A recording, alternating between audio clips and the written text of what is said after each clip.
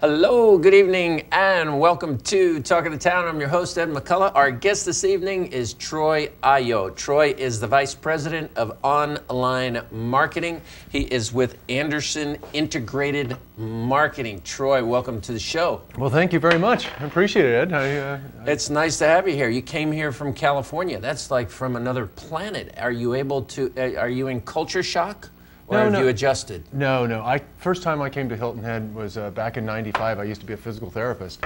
So I was working at Hilton Head Hospital, and I've made some really close friends that I've kept in touch with all over the years. And I used to live in Atlanta too, so I'd come here once a month. So no, this isn't, I knew exactly what I was coming into, and I love it. You felt right at home when you got here? As soon as I got here. I was ready to come here. So now I introduce you as with Andersen Integrated Marketing, which I used to know as the Andersen Group, but all things evolve. Yes. And when we say integrated, I'm going to hit on that word because that is key in today's market. If you are going to be successful, it really has to be an integrated approach, meaning that you have to hit it on multiple media. Absolutely. Integration just means you take the offline assets and the online assets, and the message has to be one single message. It has to communicate because, you know, it was not long ago when nobody put their URL on everything. Nowadays, basically, you're trying to drive your website. The business website is the hub of all marketing now. You know, you want to drive all your messaging to the website because that's where you can communicate, and you can, you know, all your lead generation. You can start the conversations. Everything that's happening there is now on the web. And on the web, you know, just like Andersen changed their name, it speaks to an ever-evolving situation in marketing.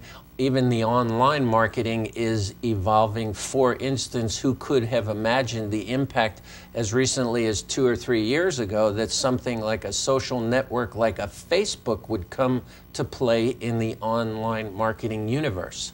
Absolutely. You know, I posed this question to a client the other day. Who would have thought a year ago that Facebook would be pushing 300 million people and bringing on 1 million a month, or it's actually more like 1 million a week right now. There's a huge revolution that's changed, and it's very difficult to keep up with the changes, but you have to understand that now it's about the conversation. It's not so much about just that, you know, you throw out a message and people are supposed to take that message and develop it. Now it's you talk back and forth with your customers. It's a conversation. It's a conversation. It's no longer a unidirectional, for instance, television commercial where you send it and they receive it. The social marketing, if you are not in a bi-directional, conversational relationship with the customers, you are missing the boat today. Oh, absolutely. Think of just the news. The news prompts you to say something like, "Well, we've got something going on. Go to our blog at blah blah blah and give us your comments." Tweet us. Yeah, or tweet. Or here's our Twitter address at this. You know, it's just changed. It's changed rapidly, and you know, even for somebody like myself, who this is my business. It's changing so rapidly, I have to talk to my 12-year-old niece every now and then and say, what's going on right now? What are the new things that you're doing? Because that generation is changing everything. The whole texting thing came from the kids. You know, texting, the social networks. Well, if you go back as recently as 4 years ago, my son knew what Facebook was. My son was on Facebook. My son had 895 friends with whom he was in constant contact, and I had no idea what it was. Yeah, again. Some of these, but the challenge with change, though, is what's going to make it. You know, a year and a half ago, somebody said, "What's Facebook?" They go, "Oh, don't worry about that. That's just a MySpace copy." Right. Well, they did a lot of things right over a short period of time and grew exponentially. Twitter went from 1 million users to 17 million users in about 3 months. It's astronomical the change, how fast it can occur now. What's the next thing? You know, a lot of people say Google is the behemoth, it is the giant, it'll be the big giant forever. Google came up out of nowhere, and there will be another Google that will displace Google. The change is everlasting now. And really, the nature of the beast, if you will, or the nature of the market is that the pace of change has accelerated to such a degree. Is it not true when you speak with your client? Should not your client primarily be focused on what the business of the client is? And it's almost impossible for a client to to keep track or to keep pace of the developments in the market.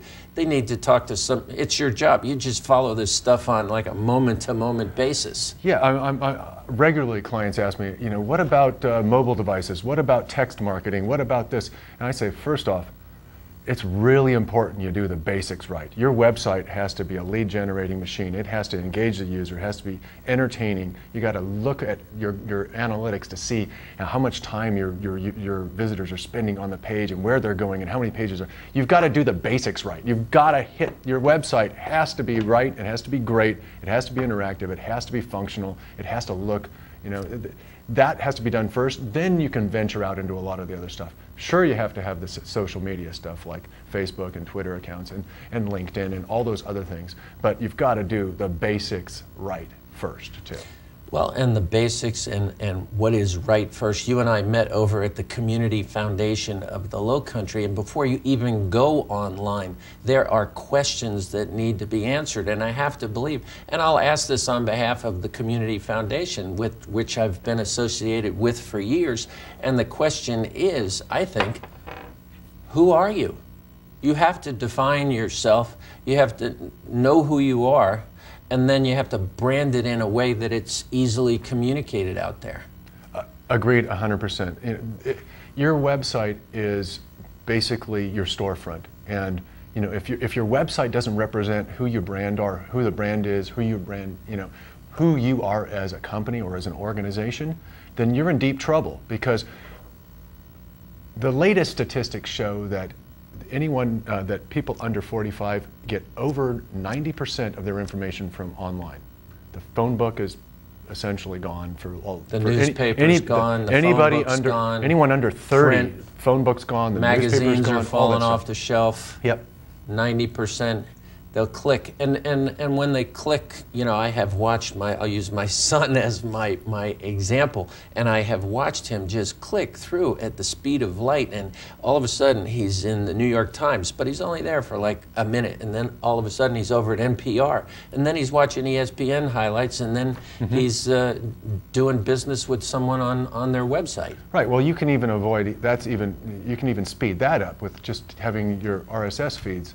You know, like your Google Reader, you can have all of that information fed into one portal, and you can read through all of those things in one place instead of having to go to different websites. So that's all inbound information now. It's not so much that you have to go out and find it. You know, if you don't have an RSS feed set up so that the dozens of websites that you visit on a regular basis, or you're not going to them, they're sending the information to you. So it speeds up. Again, in these days where there's so much that you have to keep up with, and there's so much that you have on your plate, whether it's, you know, you're juggling kids and you're juggling a job and you're juggling friends on Facebook, all those things, you have to create greater efficiencies, and that's another thing that the web is doing. It's creating substantially greater efficiencies.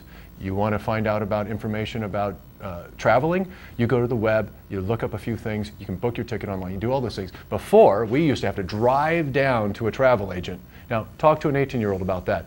What's a travel agent? They've never even heard of that. They didn't even know that was a profession.